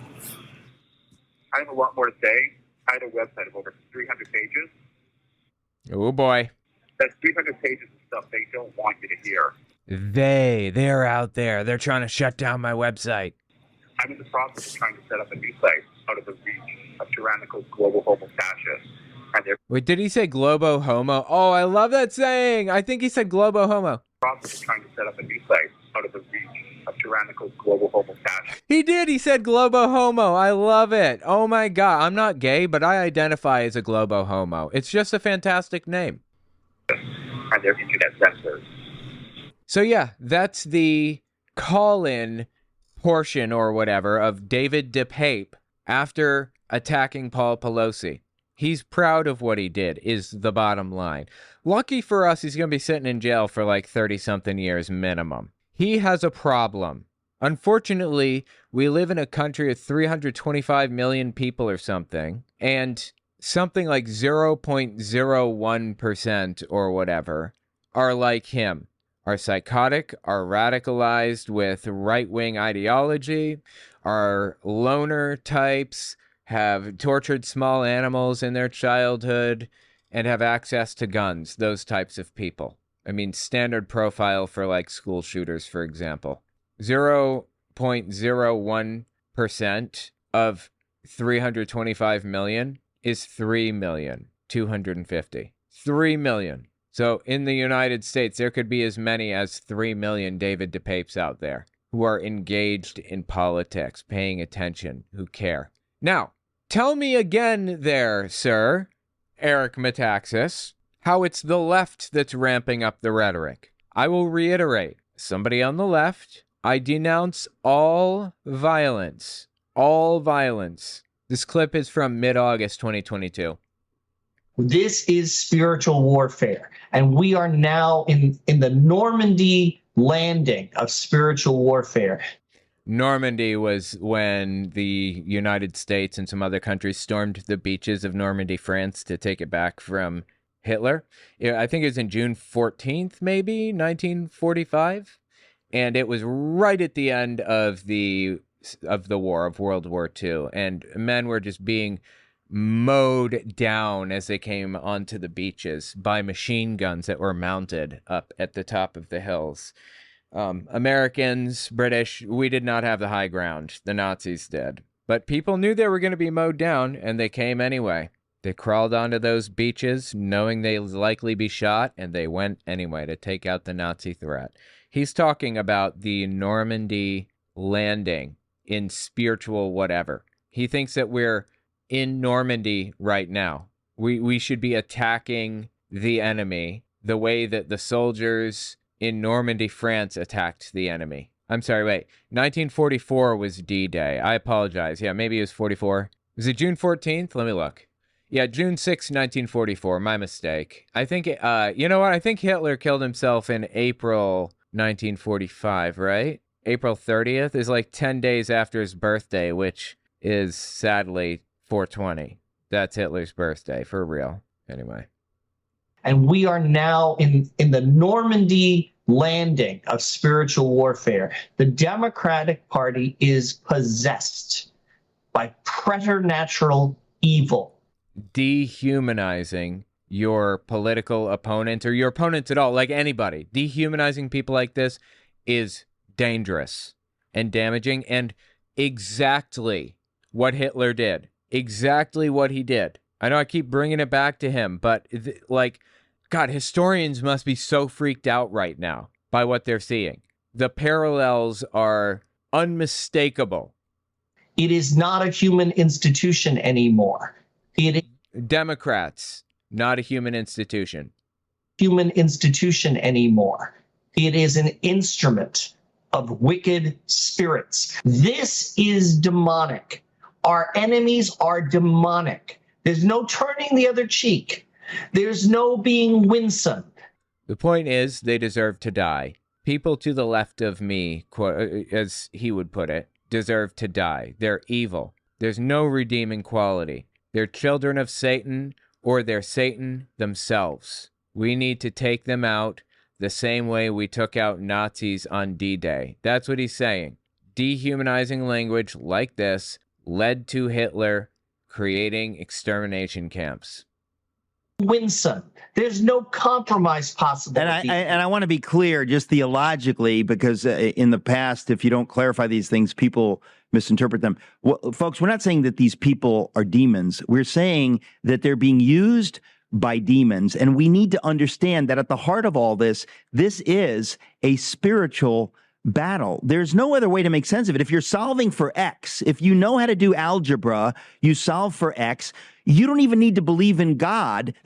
Okay, well, what's X? And what's on the other side of X? This will make you believe in God. This will make you understand. When you look at this, you say, there is no other possible explanation. Cool, you got an equation like that? Lay it on me, bro. I'm a believer like that. It'd take me literally 30 seconds to believe if you present it to me. Give me the math equation. Connect all the dots. It doesn't make any sense. Greed, politics, nothing could account for what we're seeing except something genuinely spiritually dark and wicked. Except for something spiritually dark and wicked, like the Democrats. Anybody who is to the left of instituting a policy that would allow people to hunt homeless for sport. Not for nothing, but this guy drives me absolutely insane. Eric Metaxas, he wrote this book called Bonhoeffer. It's about a guy named Bonhoeffer in World War II who was involved in the plot, or he's involved in the underground against Hitler, basically. Now, the premise of his book was that Bonhoeffer was like this pivotal figure in history that changed everything. And it turns out he's completely incorrect. I am writing a book right now. It's a long process. I'm doing my best. Sorry. It's called Hitler. Wait, what did I name it? Again, it's not out. It's not even up for pre-order yet, but Weaponizing Christianity, How Hitler Used the Church to Accomplish His Goals. Because this guy's whole bit, like his whole career, is built on his knowledge, quote unquote, of World War II. So he wrote a book called Bonhoeffer, and in this book, he describes a guy who was purportedly involved in the underground to a high degree, and he was also a pastor and very involved in the church as a pastor. So Eric Metaxas describes this Bonhoeffer fellow as the reason why Hitler didn't gain the church's support, basically. I read the whole book. I took notes on every piece. I can't go through all of it, unfortunately, but right here it is, Bonhoeffer. You have no idea how hard it was to find resources that were legitimate and trustworthy. Just even talking about the things that he addresses in his book. Like, I had to go back to books that were written in the 1960s in German to find answers to some of the nonsense that he pulled up. And it's all written down in a big list that I intend to compile into a book soon. But another book this dude wrote, I mean, a lot of his books like kind of focus around Hitler and his rise to power and his control and everything. And of course, he says that the Christian church was like the thing that came along and saved everything from Hitler and fought the Nazis. And, you know, America, Britain, they didn't even have to get involved. The American church and the German evangelical church fought arm in arm against Hitler, and they won handily. I mean, that's the kind of thing that this dude portrays. He wrote another book called Letter to the American Church that I took extensive notes on to break down and tear apart, and I intend to write a book about that too. But listen to this clip from this guy, and it should give you some context into what he knows about the era. Hitler was elected. I mean, you can manipulate, you can win over, you can brainwash enough people. That's the scary things. Our founders understood that. You know, that's right. At least I was going to say Hitler was elected. Biden had to steal the election, but Hitler was actually elected. Right. No, he wasn't. Hitler was not elected. He lost his election. Are they dumb as dogs, or are they just pretending? It must be one, seems to me. There can only be one, as Highlander would say. In the late 20s, early 30s, there was an election between Hitler and von Hindenburg. Von Hindenburg was a far-right candidate. He was bad, but he was better than Hitler, though he agreed with a lot of what Hitler was saying. So the German citizenry was faced with two possibilities: vote for the far-right candidate or vote for the Nazi, effectively. And they voted for the far-right candidate. They didn't want Hitler in. The people didn't. Unfortunately, the government in Germany at the time, it operated a lot like the United States government, like nearly identical in many ways. But they had this position called chancellor, and the chancellor was kind of like a vice president, I suppose, except the chancellor, like, did everything. Like, they ran around and ran everything. The president was there to basically answer questions, to help plan certain strategic moves. He also had the ability to force snap elections and things like that. But the chancellor did everything. After von Hindenburg won the election, he appointed Hitler to the chancellor position. In 1933, I think it was 33, the Capitol building burned down there, and it was pinned on some guy. I believe that it was someone connected to Hitler that burned it down, but they pinned it on some innocent fool, seems like. And the president basically ordered snap elections. It's called dissolving the government in Europe. You dissolve the government, snap elections. Anyway, they dissolved the government, and then they just never held elections again. That was it. Hitler was nearly, or basically, the only political figure for all intents and purposes now, because there's no more Congress, right? And then he pushed through the Enabling Act in 1933, which gave him the ability to write laws without Congress, at least until we have another election, as he said. And then they never had another election. That was when Hitler's takeover was complete. He was the dictator now. This is officially the Third Reich after 1933. Nobody could challenge him. Nobody could vote him out. They didn't even have elections anymore. He controlled everything.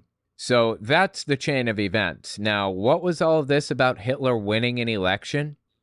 Oh, you know what else I found super interesting about this? Hitler did nearly everything that Donald Trump is doing right now in our election system. But as far as I can tell, he did not question election results. I could be wrong. If there's a historian in the chat, I'd appreciate you correcting me in the comments. I think that's the only thing Hitler didn't do. That's the scary things. Our founders understood that. That's right. At least I was going to say Hitler was elected. Biden had to steal the election. Hitler was not elected. But Hitler was actually elected. Right. No, he was not. That's the difference between Biden and Hitler. Only one I can think of.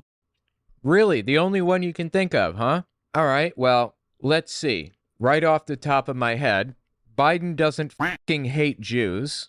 He also doesn't fucking hate immigrants, which is what the Jews were viewed as in Germany. So they whipped people into a blood frenzy over Jews because they're immigrants. They don't belong in Germany. Biden also didn't lose his election, and he didn't dissolve the government and create the Enabling Act. We kind of have an Enabling Act right now through executive orders, but the executive orders can be challenged by the Supreme Court. That's one of the checks and balances. That didn't exist in the same way in Germany at the time. Point is, I mean, I just, within a few seconds, I named a few ways in which Hitler is not like Biden at all. Can you name any ways in which he is like Biden? Like literally any at all? I'll take one. Is there one example of Biden's connection to Hitler? Just for funsies, let me kind of glance through my notes on his book it's called Letter to American Church. It's on the left being Nazis and communism. So let's just take a quick glance here. Chapter 1, how the church compares to Germany, cultural Marxism and cultural Bolshevism and Jewish Bolshevism. Yeah, the church in Germany was split into two segments. There was the German Catholic Church and the German Evangelical Church. And the German Catholic Church ultimately owed their loyalty to the Vatican. And Hitler didn't really like that, though he was raised Catholic. I don't believe that he was religious at all, to be perfectly honest. But the German Catholics supported Hitler. The Vatican supported Hitler. But there were some things on which they disagreed. And there was some pushback, a little bit of fighting. And that showed that there was kind of a crack in the connection. Basically, Catholics are loyal to the Pope rather than to Hitler. And that's something that Hitler simply could not abide by. He needed everybody in the country to have no other connections except for him. Either way, he gained the support of the Catholic demographic in Germany, which is to the south largely. There were a lot of Southern Catholics. And to the north was the Evangelical Church, is what it's called. The Evangelical German Church. They were all in with Hitler, completely. All in, baby. They wanted everything Hitler had to offer. And he used to do things like, he would never specifically, or not usually, specifically talk about religion openly. It was more like he would use religious tropes and archetypes in his language. Like, he would say, when I was a young boy, I believed that Germany would be great one day. And they used to make fun of me. They used to say, oh, you think you're a prophet. Well, it turns out I am a prophet today. When he used the term prophet, he obviously meant like he was predicting something, not that he was prophesying from God. But the religious language that he used appealed to the German Evangelical Church and the Catholics. So the point is, the church was completely and totally behind Hitler in every way. all the way down. There was one small subset of the church, of the Protestant church, who disagreed with Hitler. And I don't remember the name of the group now, but it was kind of like a reform that they were trying to push. And they just they seemed to believe that God's people were God's people and they didn't deserve what Hitler was advocating for. But it was very small. And one of the influential people in that very small minority of German Christians was Bonhoeffer. He was basically a nobody, despite the fact that Eric Metaxas wrote a whole book about the dude. Just looking through my notes here, in chapter 8, titled Paralyzed, let me just read the note that I wrote down here. God is like our lover. He's jealous of us in the same way. He wants everything we have to give. You can't just do nothing and expect to be saved. That's fucking weird, right? Is that just me? Or is that fucking weird? Anyway, I really want to cover this book, but I feel I need to do it in book form. So keep a lookout for that. OwenMorgan.com. And so you can sign up for my newsletter if you want there. Anyway. The Confessing Church. Yes, that's it. Thank you, Pumpkin J. The Confessing Church is the name of the church that kind of split off and was fighting against Hitler, that Bonhoeffer was like a leader in. He was eventually killed. The folks who are in prison right now, when they get out, they're going to get activated. Oh, they're going to, yeah. The next Republican president needs to first pardon the January 6th dissidents and then endorse them as candidates for Congress. Yeah, definitely. That's lowering the temperature in the country. People commit seditious conspiracy to overthrow the U.S. government, violently, by the way. And the way to deal with that violent, seditious conspiracy is to give them zero accountability for it. That is a fantastic idea. Yeah, it's Democrats amping up the temperature, totally. I want to see a Republican Congress who's the majority of January 6th people. That is what we need in America. Oh, my God. People who have firsthand experienced the jackboot of our elites and our new public health dictatorship on their faces. Public health dictatorship? Like what? Who still have the tread marks of the jackboots on their faces, the way the Irish rebels who had survived the crackdown in 1916 and the American patriots who survived the crackdown in 1773 went on to lead their new free countries. What is this guy going on about right now? This isn't just like revisionist history. This is just fabrication history. This country now needs to be freed. It no longer is free. It is subject to something, to a political strategy that is called anarcho-tyranny. Anarcho-tyranny. Interesting. So anarchism really, in its simplest form, is just the destruction of power structures, right? So speaking of like political ideologies and values, apparently my kid is in West Virginia visiting some friends, and she ran up to somebody who had a plate of food in front of him. She screamed communism and grabbed their food and ran. That's pretty funny, I think. Anyway, I'm sorry. I get sidetracked by communism. So anarcho... That is called anarcho-tyranny. Anarcho-tyranny. So no power structure whatsoever, but it's tyrannical. Maybe I'm just like too fucking stupid to understand. That's possible.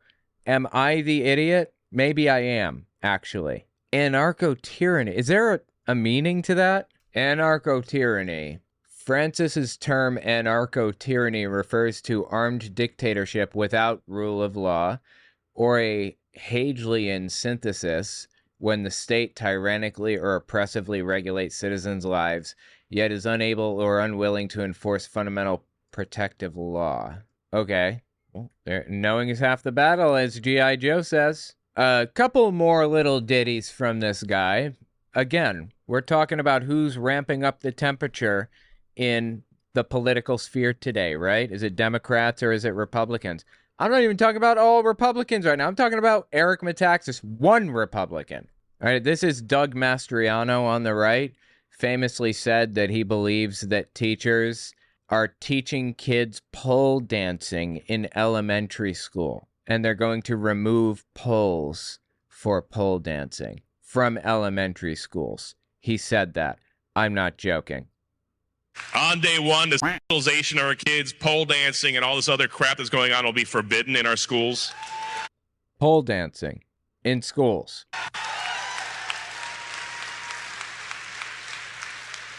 On day one, all the graphic books that are in elementary schools will be pulled out. Brother, that's fictitious, okay? That's not happening. Anyway, he lost his election handily. Sadly, he still had millions of votes. So Metaxas gets this dude on to talk about just crazy. Listen to this. Well, people like Josh Shapiro, I will say it, you can't, but he's a villain. You can't say it. Shapiro's who Mastriano is running against. He's the governor of Pennsylvania. He's focusing on things that are monstrous. Why couldn't Mastriano say that his political opponent is evil or whatever? Again, ramping up the rhetoric, just pointing that out. But what's the problem with that? Of course he's allowed to say that. He's focusing on things that are monstrous. This is not, we differ. This is evil, ladies and gentlemen, and you have a vote. And if you don't tell everyone you know in the state of Pennsylvania to vote for Doug Mastriano and against Josh Shapiro, you are aiding and abetting a horror story. People are being murdered. If you ever meet someone who has had a loved one murdered, it doesn't get worse when the government cannot protect us from violent crime. Okay, now let me ask you a question, all right? Let's say that you're walking down the street and you have a gun on your hip, fully loaded, .357 Magnum, no safety, it's cocked and ready to go, and you see a man stealing a woman's purse. Now, that doesn't justify pulling a gun necessarily. That's theft, okay? And then you see him pull out a knife and stab her 16 times to death. In the process of trying to save her, you gun the guy down. What wouldn't you do to prevent that woman from being stabbed? What steps are too far so that she doesn't get stabbed? Are you justified in pulling out your gun and shooting him when he does the first thrust? Are you justified in shooting him when he's already killed her and he's on the way out the door or whatever? This is the disturbing part about evangelical extremism to me. These people are willing to justify literally anything because they believe the things that they're doing are literally saving lives. Like, people will die if they do not do these things. Someone's hanging off of a cliff by a branch and there's a hardware store nearby. Are you not justified in stealing a ladder or a rope to run out the door and toss it down to the person? Is that not justified? Of course it's justified, morally. People like Metaxas and Mastriano have found themselves at a moral place where they justify literally anything to spread the word of God, to impose Christian nationalism on our political system or whatever it takes. They're willing to kill or be killed to make it happen. That is this truly disturbing nature of evangelicalism in my mind. Basic as it gets. Violent crime. And not only is... So what he's describing here, just step back a little bit, listen one more time, just for a second. It doesn't get worse when the government cannot protect us from violent crime. So somebody is coming to your house right now to pull a gun out and pull the trigger and kill your wife. What are you not justified in doing to protect your family? Absolutely nothing, morally or legally or whatever. In his mind, he has just created a scenario in his listeners' heads where they are now justified in killing random people who they believe to be Democrats because they don't follow Jesus or they aren't extreme enough or whatever. Eric Metaxas is creating scenarios for people to use to justify extremist, violent behavior. Violent crime. And not only is Josh Shapiro, Doug Mastriano's opponent, not protecting the people of Pennsylvania from violent crime, his policies have aided and abetted it. It's the sort of thing, it's like out of a comic book. This is villainy. This is evil. And it's the most wretched hive of scum and villainy, right?